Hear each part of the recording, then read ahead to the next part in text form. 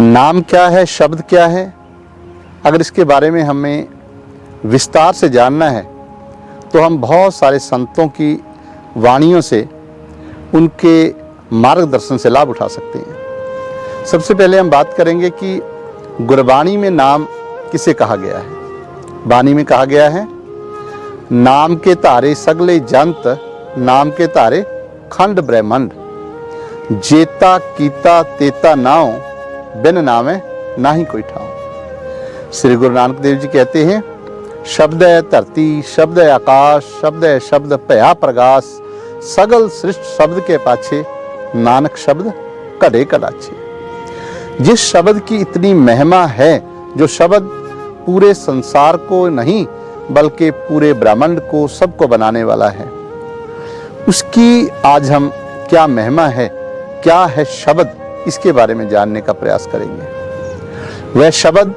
कोई नाम नहीं है, कोई अक्षर नहीं है। एक संत कहते हैं, जे को कहे नाम तो नाम अनाम है, लिखन पढ़न में नाही नी अक्षर ताम है। श्री गुरु गोविंद सिंह महाराज ने भी जब उस नाम को, उस प्रभु की परम सत्ता को याद किया तो आपने अलग अलग लगभग 1400-1500 नामों से उस प्रभु को याद किया, उस नाम को याद किया, लेकिन अंत में आपने उसे अनामी कह दिया। अनामी का भाव जिसका कोई नाम नहीं है। जिसका कोई नाम नहीं है वह इस दुनिया को चलाने वाला है। इसको महापुरुषों ने, वेदों शास्त्रों ने दो तरह से बखान किया है। वेदों शास्त्रों ने समझाया कि हमारी जो आत्मा है, इसकी दो फैकल्टीज हैं, दो ताकतें हैं। पहली ताकत क्या है? सुरत, सुनना, जो प्रभु की ध्वनि, प्रभु की आवाज, जिसको नाम कहा गया है, उसको सुनना क्या है? सुरत। और नृत्य क्या है? प्रभु की उस शक्ति को देखना, जिसको ज्योति कह के याद किया गया है, ज्योत कह के याद किया गया है। ये दो शब्द एक दूसरे के पूरक हैं।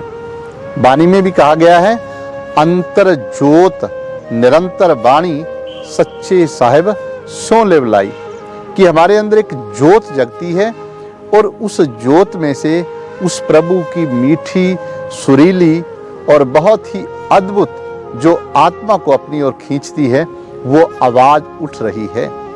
उस आवाज को ही शब्द कहा गया है, उस आवाज को ही नाम कहा गया है।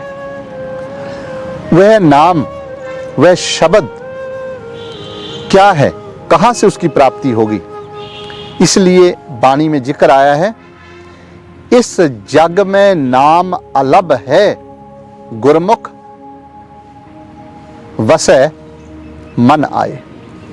कि इस दुनिया में नाम को प्राप्त नहीं किया जा सकता। जो भी आप देख रहे हैं, नाम इसे बनाने वाला है, लेकिन उसके बावजूद नाम इससे भिन्न है, नाम इससे अलग है। उसकी प्राप्ति कहां से होगी? उसकी प्राप्ति अपने शरीर के अंदर से होगी। जिस किसी को भी आज तक प्राप्ति हुई, शरीर के अंदर से हुई, और जिसे भी प्राप्ति होगी उसे अपने मानव शरीर से प्राप्ति होगी। इसलिए हमारे वेदों शास्त्रों ने, ग्रंथों ने एक ही बात समझाने का प्रयास किया है कि बड़े भाग मानुष तन पावा। यह मनुष्य शरीर बड़े भाग्य से मिलता है, क्योंकि इसमें से नाम की प्राप्ति हो सकती है, परमात्मा के नाम की प्राप्ति हो सकती है। यही बात गुरबाणी में कही गई है। गुरबाणी कहती है, 184 जोन सभाई, मानुष को प्रभ दी वड्याई, इस पौड़ी ते जो नर चूकै, सो आए जाए दुख पाएंदा। पांचवें गुरु श्री गुरु अर्जन देव महाराज कहते हैं, कई जन्म भय कीट पतंगा, कई जन्म गजमीन कुरंगा, कई जन्म पंखी सर्प होयो, कई जन्म हैवर वृक्ष जोयो, मिल जगदीश मिलन की बरिया, चिरंग काल ए दे संजरिया। अब इस देह के अंदर जब हम देखते हैं तो 9 द्वार हैं। इन 9 द्वारों से जब भी हम कोई प्राप्ति करने की कोशिश करते हैं तो हमारा ध्यान बाहर की ओर जाता है। हम आंखों से जो भी देखते हैं ये सब नाशवान है, इस सब ने समाप्त हो जाना है, नष्ट हो जाना है। इस सब की हम आयु मुकर्रर कर सकते हैं, अवधि निश्चित कर सकते हैं, लेकिन वो नाम जिसकी कोई अवधि निश्चित नहीं की जा सकती कि कब से है और कब तक रहेगा, वह आदि से है, वह अनंत तक उसी ने रहना है। ऐसा कोई समय नहीं होगा जब वह नाम नहीं होगा। तो इन 9 द्वारों से नाम की प्राप्ति नहीं हो सकती है। बाहरी मुख से बोलकर नाम की प्राप्ति नहीं होती है, कानों से सुन के नाम की प्राप्ति नहीं होती है। इसलिए संतों ने कहा है कि जब तक आप ये 9 द्वार बंद करके अंतर्मुख नहीं होंगे, आप अंदर की भक्ति नहीं करेंगे, तब तक आप प्रभु के सच्चे नाम की प्राप्ति नहीं कर सकते।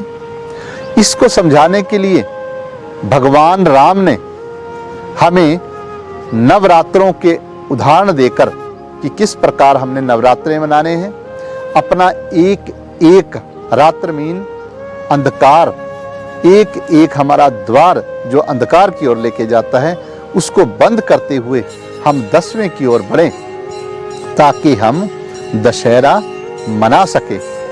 और जब हम 10वें की ओर बढ़ेंगे, वहां मन को काबू करके हम अपने घर की ओर, जहां शब्द है, जहां नाम है, जहां पे दिवाली मनाई जा रही है, जोत और आवाज पैदा की जा रही है, वहां पे अपने घर में पहुंच जाएं, ताकि हम जन्म मरण के दुखों से आजाद हो जाएं।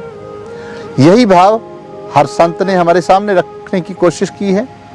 कबीर साहब कहते हैं, दीवा बलय अगम का बिन बाती बिन तेल, कि हमारे अंदर बिना बत्ती के और बिना तेल के दीवा जल रहा है और उसमें से प्रभु की आवाज उठ रही है, जिसको आत्मा ने सुनना है। आओ उस आवाज को सुने। इसलिए वाणी में भी कहा गया है, सब में है जोत, जोत है सोए, तिसके चानन सब में चानन होए, कि उस जोत के कारण ही सब में प्रकाश है, सब चल रहे हैं। उस जोत से मिलने का संदेश, उस जोत से मिलने का उपदेश सभी संतों ने दिया। आप रामायण को ध्यान से पढ़ेंगे तो आपको उसी जोत व प्रकाश और अनंतनाद से मिलने की समझ आएगी। आप गीता को पढ़ेंगे तो आपको पता लगेगा कि किस प्रकार दुनिया की इस द्वंद से, इस युद्ध क्षेत्र से निकलकर हमने अपने अंदर की ओर बढ़ना है, जिसको भगवान कृष्ण ने कहा है, पंचजन्य ऋषिकेशो देवदंतम धनंजय, कि भगवान कृष्ण ने कौन सा शंख बजाने की प्रेरणा दी? पंचजन्य, 5 शब्द जो हमारे अंदर बजते हैं, और जिसकी जैसी दृष्टि होती है वैसे ही वह सोच रखता है। लोग अलग अलग प्रकार की भावनाओं से प्रेरित होकर संसारिक सुखों की ओर, संसारिक कामों की ओर प्रेरित होते हैं, लेकिन जो परमात्मा के प्रेमी होते हैं, परमात्मा के प्यारे होते हैं, जो इस दुनिया में भी सुख और आगे जाकर भी सुख लेते हैं, वो कौन होते हैं? वो होते हैं अंदर के मार्ग पर चलने वाले, जो अंदर की ओर जाते हैं। तो अंदर हमारे क्या है? शब्द है। वो कहाँ पे है? हमारी इन दोनों आंखों के पीछे से उसका सफर शुरू होता है, जिसको ऋषि मुनियों ने शिव नेत्र कहा है।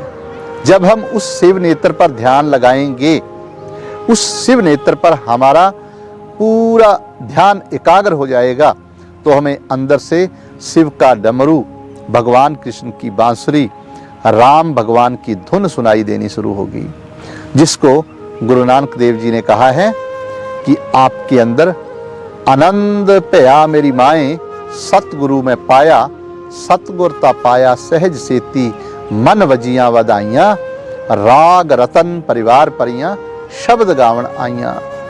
तो वो शब्द जो है, वो जो रागनी है, वो हमारे अंदर हर वक्त हो रही है, लेकिन हम उस राग को नहीं सुनते हैं, हम बाहर ही बाहर रहते हैं। जब तक हम बाहर ही बाहर रहेंगे, तब तक हम राग सुनने के अधिकारी नहीं हो सकते। जब काजी रुक्कंदी ने गुरु नानक देव महाराज को पूछा था कि भगवान को मिलने का रास्ता क्या है, तो आपने भी इसी नाम और शब्द की महिमा की थी। आपने भी उस बेनु, उस वाणी, उस राम धुन की बात की थी। आपने कहा था, ऊंचे खासे महल दे देवे बांग खुदाए, सुतिया बाग न सुन सके रया खुदा जुगाए।